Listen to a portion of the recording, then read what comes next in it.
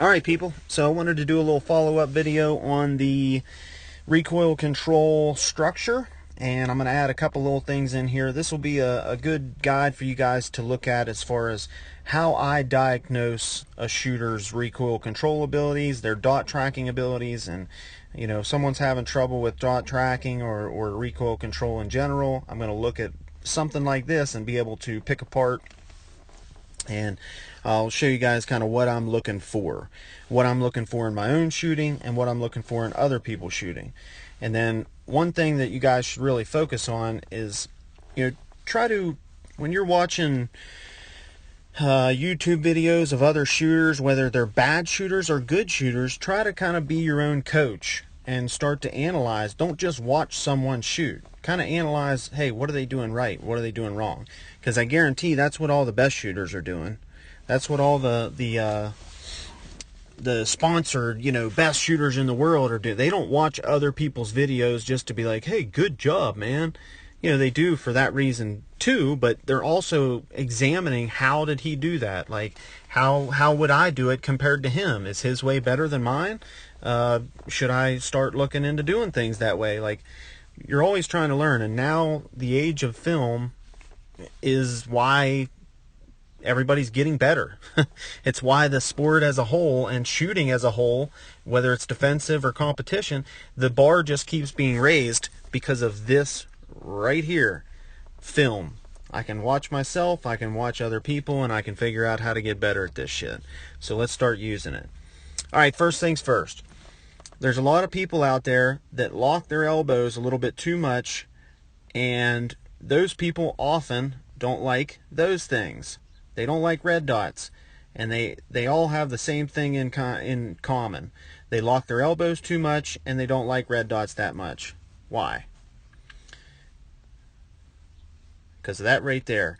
I want you to watch my face as I shoot this build drill.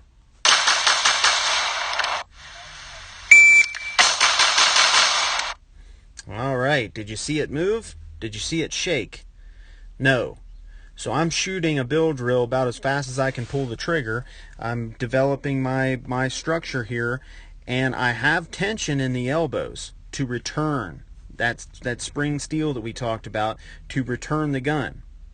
I'm letting the gun slightly compress me, right, from front to back. I'm not letting it push me backward, maybe an inch or so, but I'm letting it slightly compress me as I run those 6 shots. Why am I letting it slightly compress me, and why am I not getting reverberation in my face? Well, the reason for both of those things is I don't want to push on the gun, and then also I don't want it to shake my freaking head. If it's shaking my head, I damn sure can't tell what that thing's doing. So if you are shooting multiple shots and your face is getting shaken from the recoil and the shock wave going back and into your head and that reverberation, if you're getting that sensation, then you are not going to be able to track your red dot. It's going to be a mess. Just look at something and then shake your head and tell me how hard it is to look at it. This thing is shaking. If these things are shaking, we're in a big deficit here. So we need to get that head disconnected from this whole structure right here. I need this whole structure to be spring steel so that it moves, but then it snaps right back into the same place. But I also need it to be loose enough that it doesn't jostle my freaking head, and the shock has to go somewhere. And that's why I let it slightly compress me from front to back. I don't want it to push me backwards, but I also let the gun come towards me just a little bit in recoil so that I can soften the entire experience so my face stays perfectly still, and more importantly, my eyes stay perfectly still.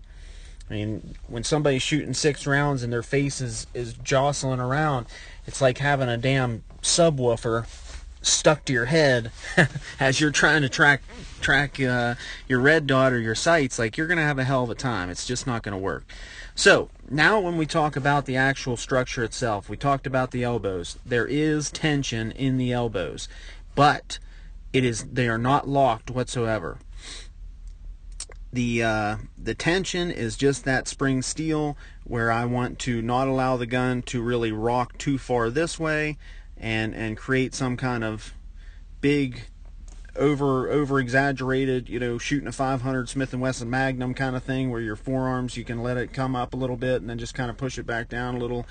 There's different technique for shooting kind of crazy stuff like that, where you can allow it to move your elbows a little bit more. But this, we just want some tension. We want them to be unlocked, and we want them to be a piece of spring steel, a leaf spring that'll snap right back into place 100%. Now, the forearm muscles, as you can see, the little bits of forearm muscles that I've got are activated. All right, this little knot on top of your forearm, this bundle of muscles right here, and especially this bundle of muscles on the bottom, the brachialis, the tricep, everything is working in these strings of fire. And the big thing that I really want to pay attention to, I don't care that much about what the muzzle's doing, right? It does matter if it's doing something exaggerated.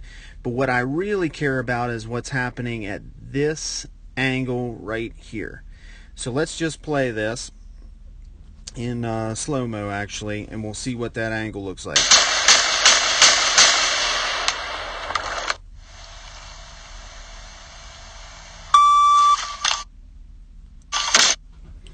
Let me go to here and redo it here. That angle. See how I kind of let it compress me? So that's just to keep from everything from being too stiff. I would rather let it compress me backwards than have it be pushing the rounds. So it's going to push you backwards just a tiny bit as far as recoil goes, but if you see, I've got a positive back angle. I'm leaning slightly forward. I'm making sure that I don't let the gun push me backwards more than an inch or so, and then I'm making sure, absolutely sure, that I can maintain that angle right there. And when the gun bumps back into my wrist, it's not breaking that right wrist. And I talked about the right wrist being the one that actually stops the recoil and reduces it, so stops the actual muzzle flip. All right.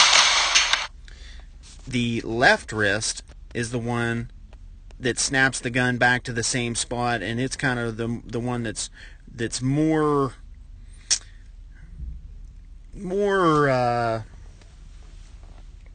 in charge of that straight up and down recoil, and it's more in charge of kind of snapping the gun right back to the exact same spot. The elbows are in charge of dissipating the shock altogether, and then the wrists are in charge. The right wrist is in charge of keeping that gun flat. Now obviously the left wrist is going to aid in that as well, or strong hand, support hand for left-handed goobers out there. You know what I mean, you're used to it.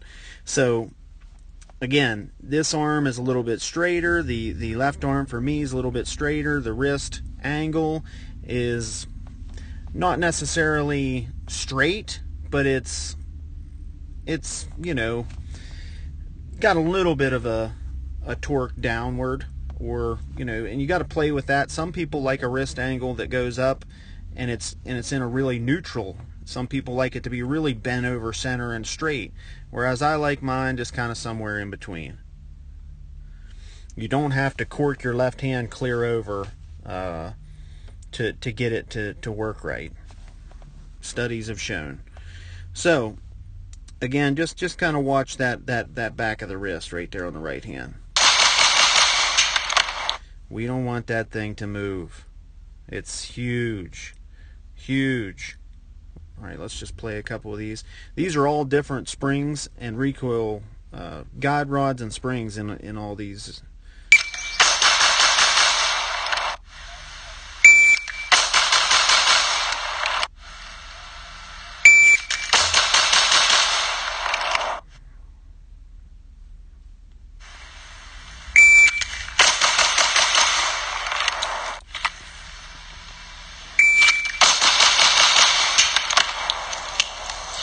Feels pretty good. not gonna lie to you. That was testing the pure tungsten guide rod and stuff. So this is stock, and then I think this one is stainless steel, and then this last one is the pure tungsten one. But really, there's not that much difference in them. Here's a totally bone stock Glock 17 right here, this first one.